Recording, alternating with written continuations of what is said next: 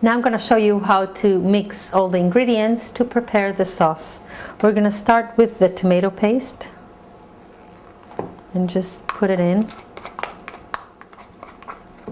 Usually tomato paste doesn't mix so easily with water, so what we do, we start with little water and then add it more, because you don't want to have like little bumps in the mixture. So I put it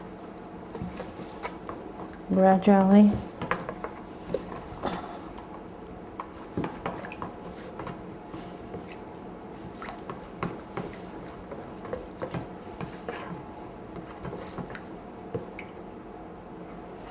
Okay.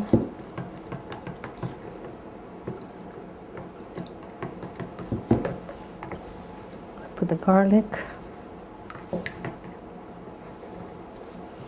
and the pepper. I'm not going to put the whole thing. I'm going to start with a little bit, but I always have it next to me in case I need to add more. And the salt too. I'm not putting the whole amount.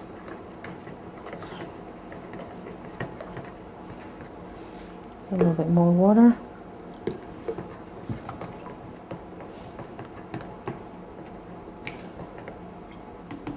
And you should taste it before you pour it on the stuffing.